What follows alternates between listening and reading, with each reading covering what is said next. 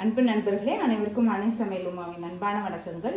இன்னைக்கு அணை சமையலில் பார்க்க போகிறது அடை தோசை. வாங்க எவ்வளோ கிறிஸ்பியாக செய்யலான்றதை பார்க்கலாம். 1 கப் இட்லி அரிசி, 1 கப் பச்சரிசி. நான் மெஷர்மெண்ட்டுக்கு இதை எடுத்துருக்கேங்க. நீங்கள் விருப்பப்பட்டீங்கன்னா எந்த கப் வேணால் யூஸ் பண்ணிக்கலாம். டம்ளர் கூட யூஸ் பண்ணிக்கலாங்க. 1 கப் துவரம்பருப்பு, 1 கப் கடலைப்பருப்பு. அடை தோசை பண்ணும்போது துவரம்பருப்பும் கடலைப்பருப்பும் எவ்வளோ அரிசி போடுறோமோ அவ்வளோ போடணுங்க. அப்போ தான் அந்த பருப்போட டேஸ்ட் நமக்கு கிடைக்கும். நீங்கள் விருப்பப்பட்டீங்கன்னா பருப்போட அளவு 3/4 கப் கூட போட்டுக்கலாம். ஆனால் 1 கப் போட்டிங்கன்னா டேஸ்ட் ரொம்பவே நல்லா இருக்குங்க. 1/4 கப் பாசிப்பருப்பு, 1/4 கப் உளுந்து. இப்போ இது எல்லாத்தையும் நல்லா கழுவிக்கலாம். இப்போ நல்லா கழுவியாச்சுங்க. தேவையான அளவு தண்ணி சேர்த்து ஊற வச்சுக்கலாம். இது கூடவே 7 காஞ்ச மிளகாய் சேர்த்துக்கலாம். இப்போ அது ஒரு 3 மணி நேரம் நல்லா ஊற வைக்கலாங்க.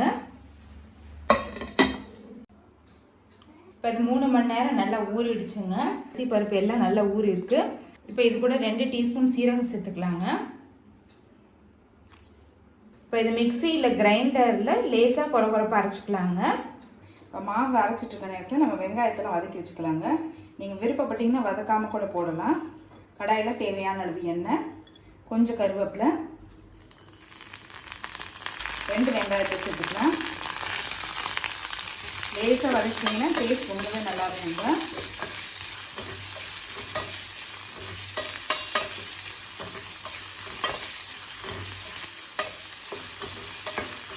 வெங்காயத்தை லேசாக வதக்கி வச்சுங்க. இந்த அளவுக்கு வதக்குனீங்கன்னா போதும். 2 டேபிள் ஸ்பூன் தேங்காய் துருவல்.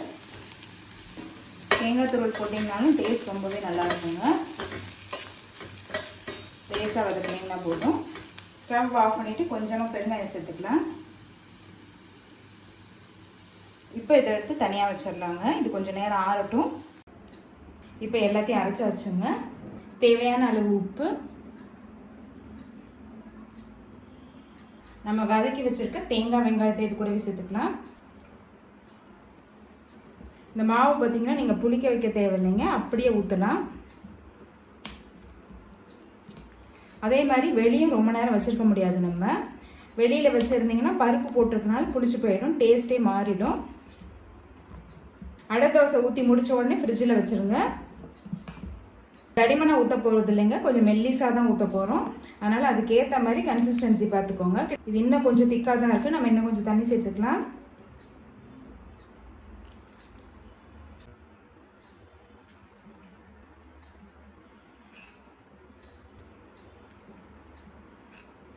அடை தோசை ஊற்ற ஆரம்பிச்சிடலாங்க.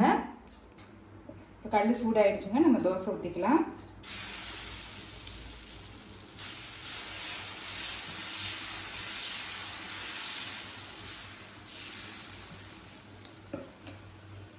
விருப்பப்பட்டீங்கன்னா நீங்கள் இன்னும் கொஞ்சம் பெருசாக கூட ஊற்றிக்கலாங்க. தேவையான அளவு எண்ணெய். அடை ஒரு சைடு வெந்துருச்சுங்க. நம்ம திருப்பி போட்டுக்கலாம். இதில் கொஞ்சம் பருப்பு சேர்த்துருக்கனால இதுக்கு கொஞ்சம் லேட் ஆகுங்க. சரியாக வேகலைன்னா பச்சை வாசனை வரும். இப்போ இந்த சைடு வெந்துருச்சுங்க. அடை தோசை ரெடி ஆகிடுச்சுங்க. பாருங்கள், நல்லா கிறிஸ்பியாக இருக்குது பார்க்குறதுக்கே.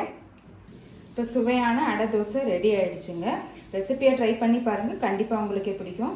ரெசிபி பிடிச்சிருந்ததுன்னா வீடியோவை லைக் பண்ணுங்கள், கமெண்ட் பண்ணுங்கள், ஷேர் பண்ணுங்கள். இது வரைக்கும் அன்னை சமையல் சேனலை சப்ஸ்கிரைப் பண்ணலைன்னா சப்ஸ்கிரைப் பண்ணுங்கள். தேங்க்யூ.